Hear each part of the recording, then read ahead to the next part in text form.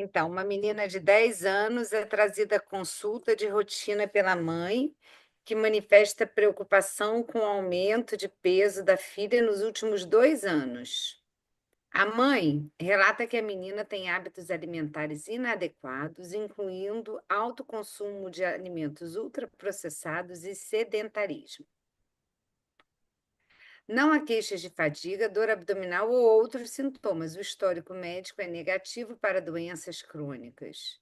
E o histórico familiar inclui obesidade materna e hipertensão paterna.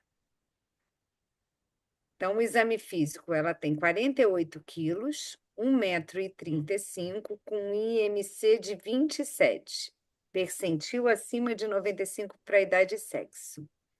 Pressão arterial 130/85, percentil acima de 95 para idade, sexo e estatura. O exame geral, ela é acianótica, anictérica, sem sinais de dificuldade respiratória, tem um ritmo cardiovascular, o exame cardiovascular, o ritmo cardíaco regular, sem sopros. O exame abdominal, sem hepatomegalia ou outras alterações. E o exame cutâneo, ela tem presença de acantose nigrans em região cervical e axilar. Então, gente, esse é o caso clínico, né? Então, é um caso que tem muitos dados, mas ele já, inclusive, dá a interpretação do dado, né? Então, é 10 anos, obesidade, né? Hábitos alimentares, aumento de peso, né? Vamos grifar as coisas importantes. Hábitos alimentares inadequados com alto consumo de ultraprocessados e sedentarismo. Não tem queixa de nada, mas a história familiar tem uma mãe obesa e um pai hipertenso. E ela tem o IMC acima do percentil 95, tem a pressão arterial acima do percentil 95,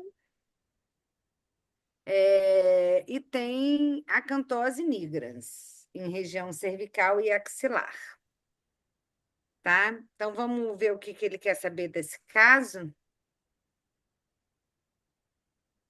Quais critérios diagnósticos definem obesidade infantil nesse caso? Então, ele já está até dando aí, né, que é um caso de obesidade, né?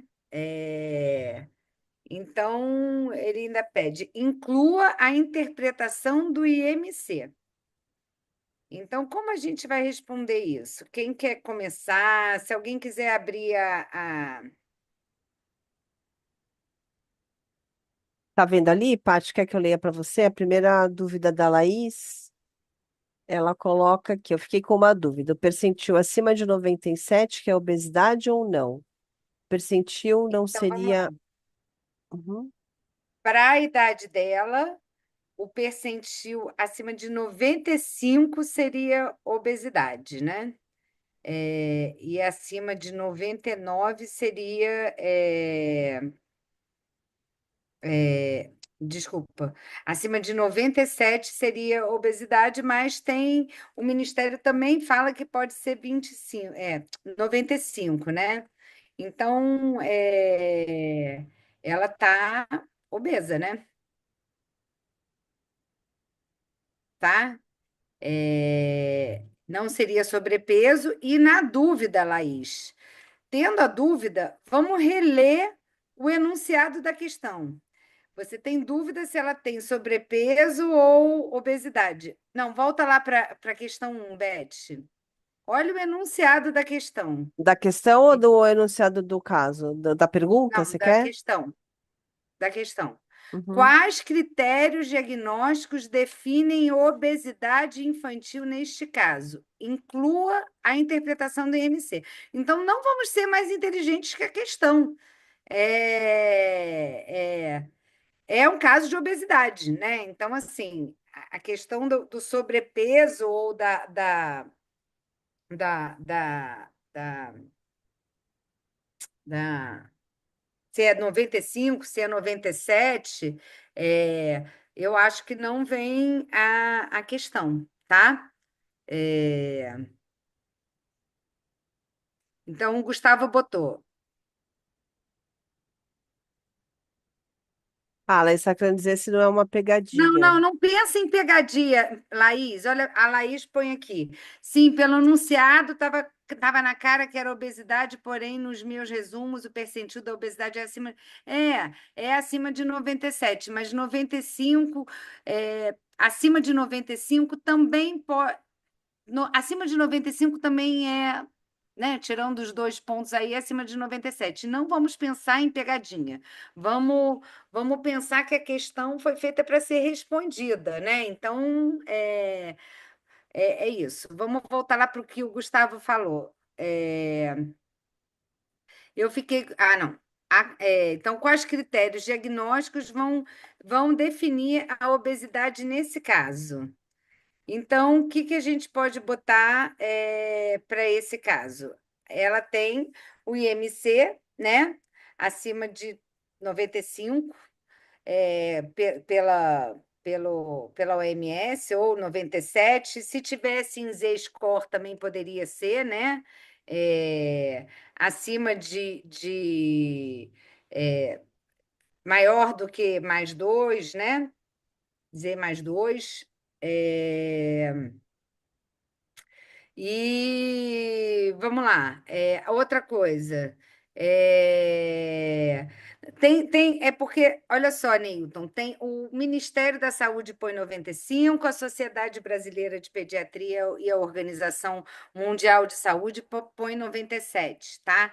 Então a gente tem as duas possibilidades, tá? É, então vamos lá, continuando. Então, ela tem um IMC, né, de 27, que está acima do percentil 95, que é consistente com obesidade, né? E critérios clínicos que ela tem que podem ser adicionais. Espera aí que a gente volta aqui. A acantose nigrans, né? E a gente pode falar até da hipertensão arterial associada a, a, a obesidade, certo? Quer ver a resposta, Beth?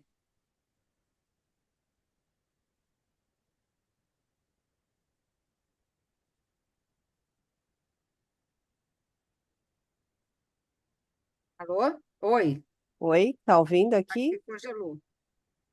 Então, gente, Congelou? quais critérios? Ela tem o IMC e tem a quadro clínico ali de acantose, de hipertensão, né? Que também fala a favor, e a história clínica também, né? Sedentarismo, erros alimentares.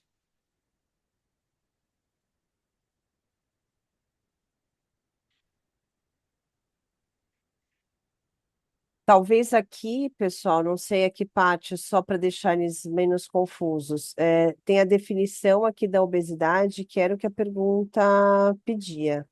Então, talvez aqui, Laís, fique mais fácil para você, né? Vamos só rever aqui para não ficar difícil.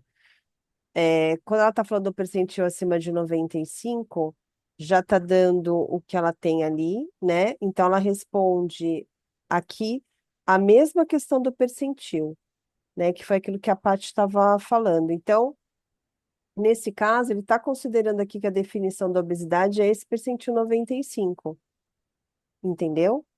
Então, talvez essa diferença aí de 2 pontos, Paty, que foi a maior dúvida que gerou aqui, ah, aonde que ela pode ter essa informação de uma maneira mais consistente para, na pergunta, ela não achar que ela deveria responder 97, entendeu? Acho que talvez tenha sido essa a dúvida da Laís.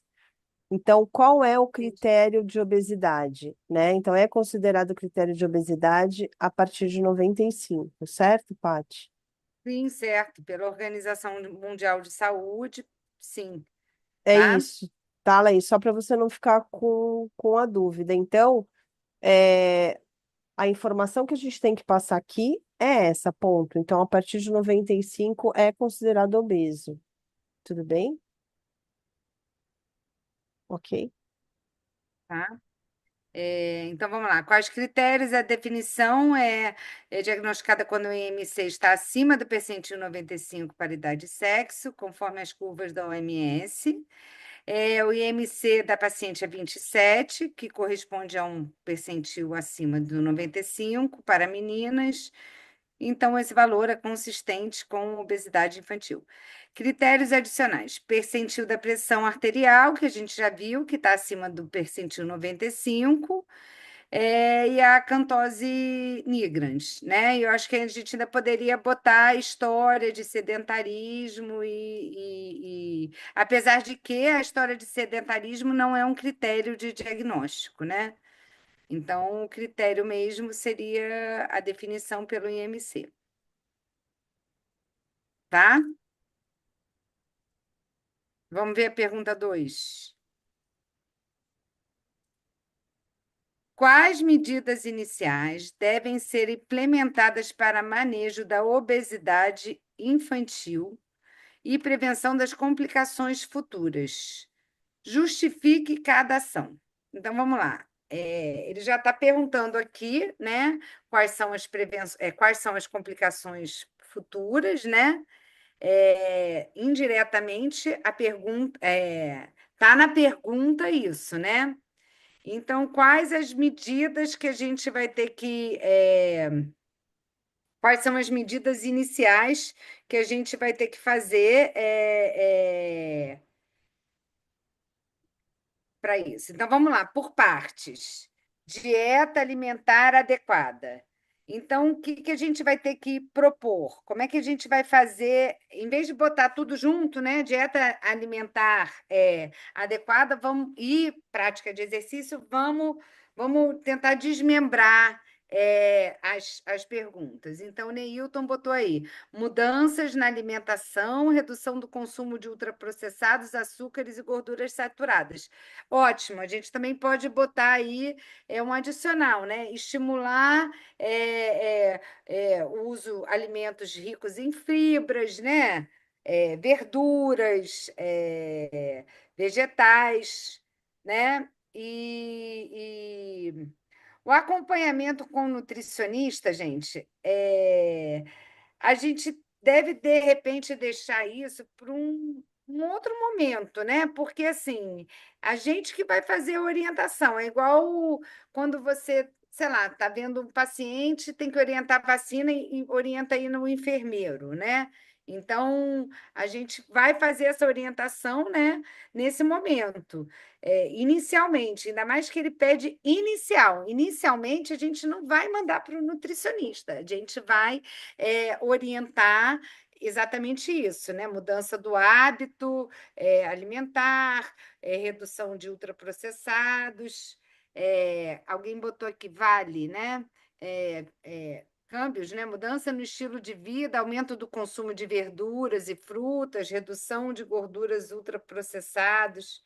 Sim, é, eu acho que é isso.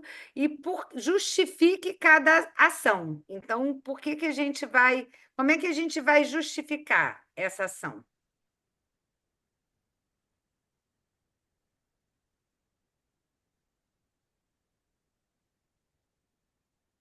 Não, Neilton, eu acho que a ação de tudo vai ser prevenção de comorbidade, rastreamento precoce, manejo da hipertensão.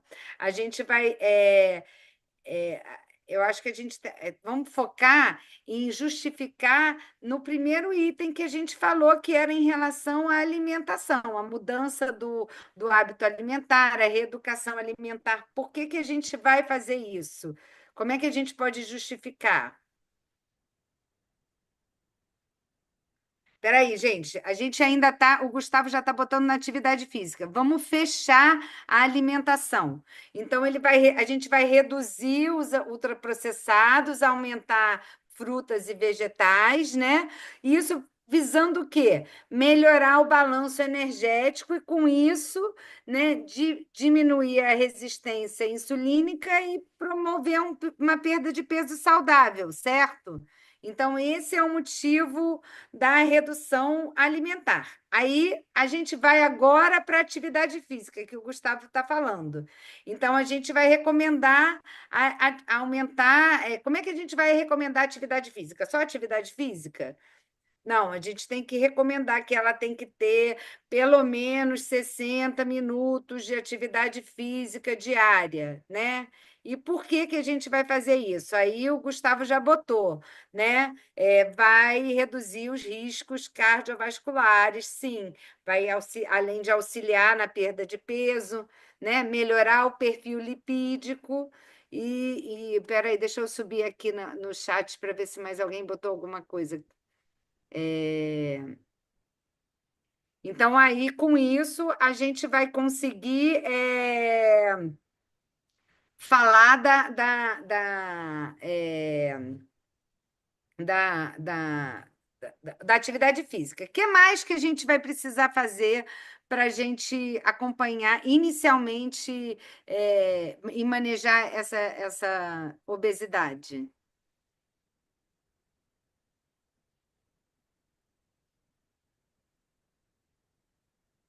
A gente vai ter que envolver essa família, certo? É um dos pilares do tratamento, né? Então, a gente pode botar envolvimento da família ou educação da família, né? E explicar para os pais a importância e educar os pais sobre os hábitos alimentares e sobre a atividade física, estilo de vida, né? Que a gente sabe por que que a gente vai fazer isso, porque isso é a maneira de você ter adesão. Se a família não tem adesão, a criança também não vai conseguir, certo? O que mais que a gente vai ter que fazer, gente? A gente vai só orientar isso e falar, tá, tchau, quando você voltar aqui. Exatamente. Jander, né? Acompanhamento ambulatorial e orientação da família sobre o apoio da criança nessa etapa. Então, é isso. A gente vai ter que remarcar essa criança a cada 1, 2, 3 meses, né? Para pesar, medir e ver se a intervenção está funcionando, né? Porque isso vai ajudar. E Neilton botou acompanhamento multiprofissional. Sim, principalmente a questão psicológica, né? Se existe alguma questão ali relacionada à relação com o corpo, a transtorno alimentar, né? Compulsão, que tudo isso pode piorar. O caso. Gustavo botou educar os pais. Exatamente. Então, tem que educar os pais. Então, a gente pôs uns pilares, né? Um item vai ser a mudança, a reeducação alimentar. Vale. Pesquisa de histórico familiar. Não, olha só, ele está perguntando qual as medidas iniciais a serem implementadas no manejo da obesidade e prevenção das complicações. Então, a gente pode até pesquisar, mas vamos olhar a questão 3, que ele está pedindo sobre exames e comorbidades. Então, eu acho que a gente, para não misturar, a gente pode voltar lá nas perguntas e ver qual é a pergunta número 3, tá?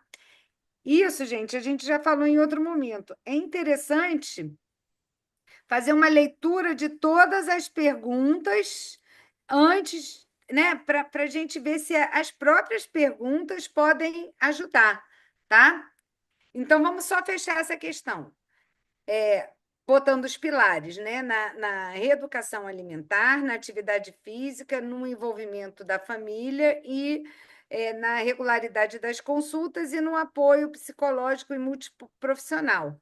Vamos ver a resposta, Beth? Vamos lá.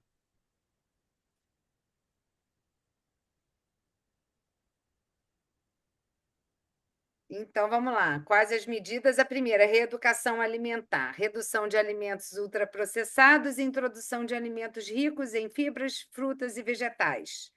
Justificativa: melhora o balanço energético, reduz a resistência insulínica e promove perda de peso saudável. Outra medida, aumento da atividade física. Recomendação de pelo menos 60 minutos diários de atividades moderadas a vigorosas. E a justificativa é auxílio na redução de peso, melhora do perfil lipídico e controle de pressão arterial. 3, envolvimento da família, educação dos pais sobre hábitos alimentares saudáveis e práticas de estilo de vida ativo, né? E a adesão é mais eficaz quando o núcleo familiar é incluído, até porque a mãe é obesa e o pai é hipertenso, né? 4, monitoramento regular em consultas. Então, acompanhamento com pediatra e nutricionista ou nutricionista a cada 1 a 3 meses. Avaliação contínua permite ajustes nas intervenções e controle das complicações. E 5, ele botou aqui apoio psicológico, né? Mas eu acho que a abordagem multiprofissional também entraria, né? Encaminhamento para acompanhamento psicológico em casos de compulsão, baixa autoestima, que são aspectos emocionais frequentemente que contribuem para o quadro de obesidade.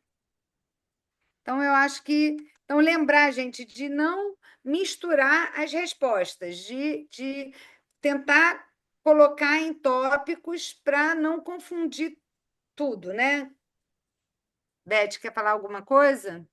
Não, desse aqui tranquilo. Aí no final do caso, eu só queria voltar lá para a primeira questão, mas eu acho que aqui tranquilo. Mais uma vez, só reforçando a questão de como construir a resposta.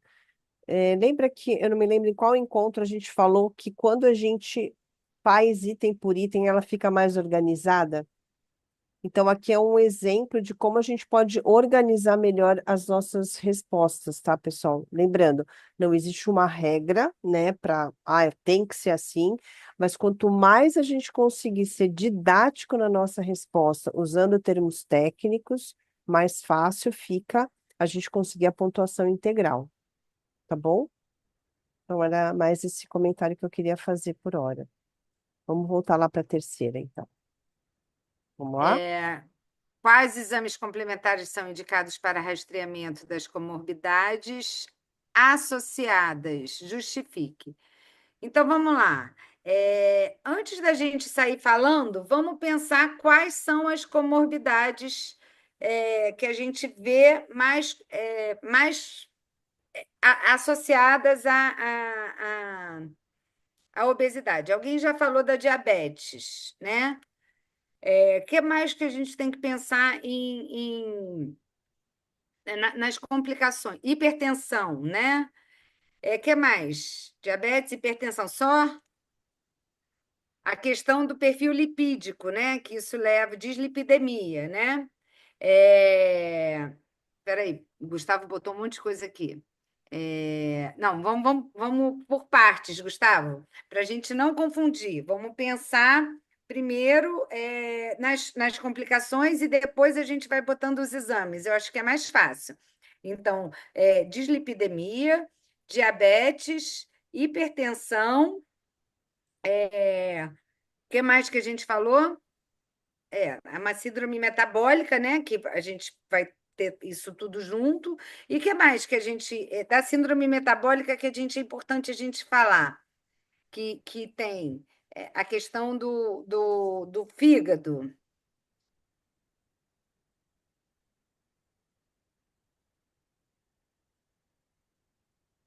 Então tá, então vamos lá. Vamos começar falando então da dislipidemia. O que a gente vai pedir nesse exame? A gente vai pedir um lipidograma, né, incluindo os níveis do colesterol, LDL, HDL, LDL, e triglicerídeos. E isso importante para avaliar o risco cardiovascular. Pode ser essa a resposta? Agora vamos falar um pouco da questão da diabetes. HDL, LDL, VLDL, triglicerídeos, sim. A questão voltando lá para a diabetes. Vários de vocês falaram da diabetes. Então, a gente tem glicemia em jejum, sim. A hemoglobina glicada, sim. Agora, o que que é muito importante também a gente fazer nesse paciente, em termos de exame? Teste de resistência à insulina, exato, que a gente faz com teste de tolerância oral, né, à glicose. Então, isso daí, por quê? A gente vai possibilitar a gente diagnosticar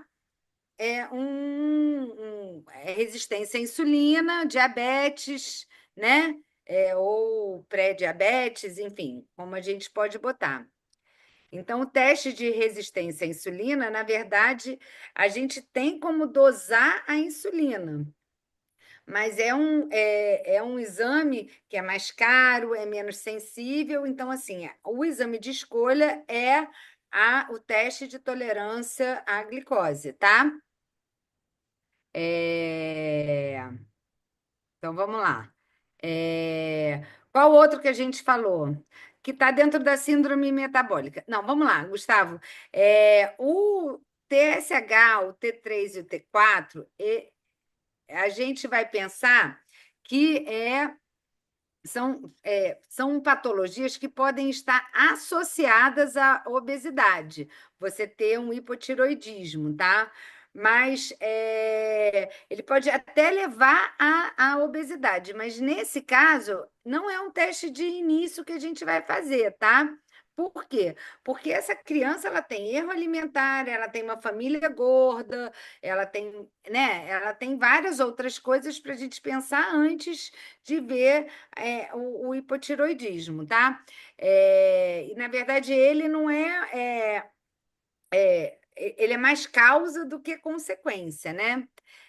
A Laís botou aí, teste de tolerância à glicose, isso aí, com 75 miligramas, e aí você testa depois. O que mais, gente, que a gente vai falar da síndrome metabólica? O que que acontece quando tem muita gordura, né? Eles vão ter a esteatose hepática não alcoólica, né? Que hoje é a causa mais comum de doença hepática em criança até, né? E adolescente e muito comumente de adulto. Então, o que que a gente tem que fazer para rastrear esteatose hepática não alcoólica?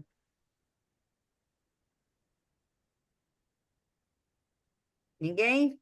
Pensar em dosar transaminases,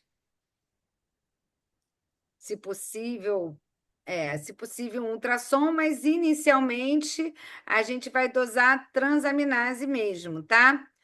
TGO e TGP. É, e aí, e o que mais que a gente tem aí em relação à hipertensão? O que que a gente tem que ver?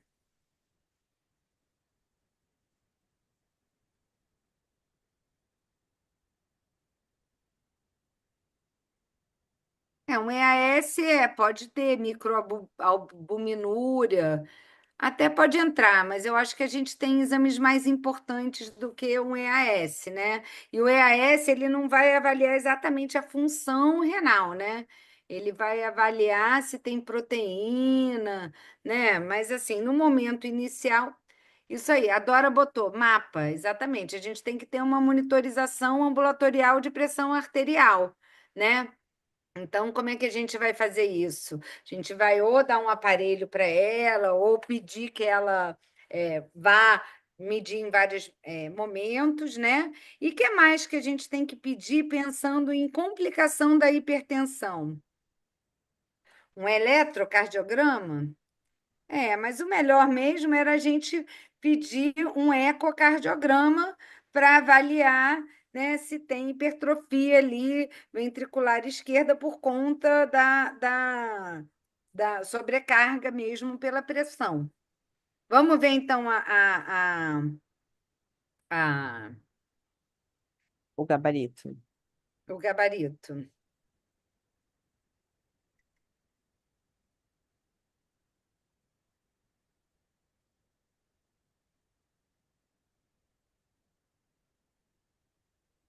Foi? Então, vamos lá. Um perfil lipídico completo. Justificativa. Avaliação do risco cardiovascular, incluindo níveis de colesterol, HDL, LDL e triglicerídeos. Glicemia de jejum, e hemoglobina glicada, diagnóstico de pré-diabetes. E aí a gente pode incluir já, talvez eu colocasse esse teste de tolerância oral à glicose, com 75 gramas de glicose, é, eu botaria talvez embaixo, né, da glicemia de jejum, para a gente ter um pouco mais de lógica, né? E aí também pode pedir a insulina e o HOMA-IR para a gente avaliar também se a questão da diabetes, né? E a gente pode botar tudo isso como sendo para a gente identificar a resistência, principalmente porque essa paciente tinha cantose, que fala muito a favor disso, né? Que mais que a gente pode botar aqui? Ah, não. É, enzimas hepáticas, então, justificativa rastreamento de esteatose hepática não alcoólica, teste de tolerância oral à glicose. Ah, a gente já falou isso, a gente pulou. Ecocardiograma ou mapa, né? Monitorização ambulatorial de pressão arterial para avaliação de hipertrofia ventricular esquerda e controle da hipertensão. Então, vocês entenderam que a gente tem, é importante a gente organizar de novo, né? Para não sair pedindo exame sem dizer por quê. E justificar cada um baseado nesse acompanhamento aí, certo? A gente tem outras complicações também, gente, mas eu acho que assim, é, inicialmente, essas são as mais importantes. Claro que a gente tem complicação ortopédica, tem as questões aí renais, a questão de apneia, né? Pulmonares, mas eu acho que a gente falou das principais aí, né? Das mais importantes. Exatamente, a Dora botou aqui, organizar o pensamento, na hora surge um monte de coisa para responder. Então, acho que é isso, tentar botar em tópicos para manter a calma que vocês estão sabendo, é só, né, não se confundir. Beth, quer falar? O que você quer falar? Quero, Paty, porque assim, ó, a gente tem duas informações em relação à obesidade que aí eu queria que você ajudasse a gente a resolver aqui. Nas tabelinhas que a gente viu aqui, tem a da OMS e a gente tem a do Ministério da Saúde.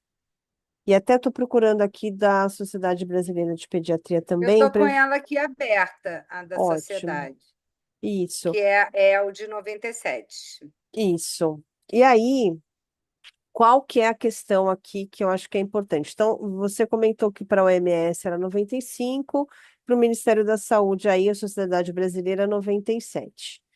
Então, aonde que a gente não vai saber, muitas vezes a prova pega sim a Sociedade Brasileira e muitas vezes ela pega inclusive da Organização Mundial da Saúde. Já aconteceu isso, inclusive em alguns recursos que a gente fez. Então, o que que é o ideal da gente fazer aqui, até ajudando a Laís na resposta? A gente colocar as duas referências que a gente tiver, tá? Então, a obesidade infantil é diagnosticada acima do percentil 95 para a OMS e acima do percentil 97 para a Sociedade Brasileira. Entenderam? Dessa forma, não tem como eles negarem a pontuação, porque vocês estão colocando exatamente as duas referências, tá? Então, casos assim são ingratos, né? Quando a questão está muito ali no limite, mas como ele está É o tipo pedindo. de questão mal feita, né? Que eles deveriam ter colocado, sei lá, 98, né? Que aí você Não, já... mas mesmo assim, né, Paty? Olha só, ele está pedindo critério, né? E aí o critério é ela vai estar acima, mas qual é o critério? Você ia ter que citar de qualquer maneira, ou 97 ou 95, e aí qual você vai escolher? Então, por isso é que eu oriento sempre a colocar os dois, porque a gente não sabe qual dos dois, qual ele vai considerar. Então, assim, se os dois têm referência, e são referências consagradas, vamos dizer assim, você vai colocar os dois. Não tem como não dar errado, tá, gente? Então, não tem como dar errado, né? Então, assim, é importante a pergunta da Laís, eu acho que foi bem, bem pontual. É uma questão ingrata, pode acontecer, né? Então, vamos ficar atento a isso. Surgiu a dúvida, coloca as duas referências, tá? Coloca as duas. Mantenha calma, né? É isso mesmo. Então, Eles pedem sempre de acordo com algo. E a gente vai fazer o com algo que a gente quer dizer. Se for de acordo com a OMS, é isso aqui. Se for de acordo com a Sociedade Brasileira, é isso aqui. Tiveram duas situações em prova, e isso é importante vocês saberem, que foi da reposição do ferro. Eu não sei se a Paty vai lembrar. Que tinha sim uma suplementação para ser feita pela Sociedade Brasileira de Pediatria, era indicado. Pelo Ministério da Saúde, não era indicado. E aí foi um bololô, uma confusão, porque a maioria das referências da prova do INEP, revalida, era Ministério da Saúde. Mas nessa prova ele considerou sociedade. E o que que aconteceu? Era na prova, e era na prática, muito mais difícil ainda de você lembrar das duas referências. Quem optou pela Sociedade Brasileira pontuou, quem optou pelo Ministério da Saúde não pontuou. Chegou no recurso, foi indeferido, um abraço, né? Então, uma segunda situação, tá? Pior ainda, que foi com a ATLS, de nona para 10ª edição, mudou no meio do ano. Qual que eles iam acatar? A nona ou a 10ª edição? Então a gente orientou para que se falasse as duas. Olha, de acordo com a nona edição, era no segundo espaço intercostal, de acordo com a 10ª edição, era no quinto espaço intercostal, tá? E aí, o que que aconteceu? Não tinha como, você entendeu? Exatamente, acataram a nona, e aí o que acontece? A gente falou. Então, quem falou a nona, ok. Quem falou a 10ª, olha, mas eu estou dizendo por quê. Agora, se eu falo as duas, não tem como dar errado, tá, gente? Então, infelizmente, a prova tem essas questões ingratas mesmo ali, e é importante a gente ficar atento. Então, Laís, obrigada pela tua participação aí de colocar esse questionamento, e vamos citar as duas coisas, tá? Vamos citar, tá bom? Sim, estamos aqui para ajudar, gente, ó. E vou falar uma coisa. é, São questões que, assim, não existe questão perfeita. Não existe questão perfeita, né? A Paty fica ali questionando sempre, né? Bete de Deus, essa questão tão horrível, essa questão tão horrível. Não existe questão comigo perfeita. mesmo, gente. Eu falo, não, essa questão tá horrorosa. Exatamente. Então, assim, ainda mais para especialista, fica muito mais complexo. Fala assim, meu Deus, como é que faz uma pergunta dessa, ambígua e tudo mais? Mas a gente está aqui justamente para falar, tá, vocês acham que vocês vão pegar a gente assim? Não vão pegar, não, né? A gente vai ali na hora pensar em todo o panorama, tá? Lembrem que questão discursiva, vocês têm 40 minutos. Então, pensem com calma, tá? Façam essa técnica de vocês lerem, circundarem, prestar atenção. E quando falar critério, pensa: opa, peraí, eu tenho duas ou três parâmetros ali, nós vamos abraçar os dois ou três e coloquem ali, de acordo com tal é tal, de acordo com tal é tal, de acordo com tal é tal. Sem discussão, tá, gente? Ficou claro? Vocês ficaram com mais alguma dúvida? Querem colocar mais alguma observação? Quero que se sintam muito seguros mesmo em relação a essas questões de critério, porque é complicado mesmo, tá? E aí eu quero que vocês fiquem com muita segurança na hora de fazer a prova, tá bom? Tranquilo? Tudo bem, Paty? Você quer colocar mais alguma coisa? Não, eu acho que é isso. Eu acho que essa é uma questão que eu achei interessante, porque ela foi uma questão bem de como que a gente tem que organizar o pensamento para a resposta sair organizada, senão fica um bololô, e eu acho que isso tem que ser levado até para Para prática também, né, ô Beth, para prova prática, organizar que bem, que vocês tenham conhecimento, né? Eu até falei para a Beth, eu achei a turma muito boa, assim, bem afiada, bem sabendo.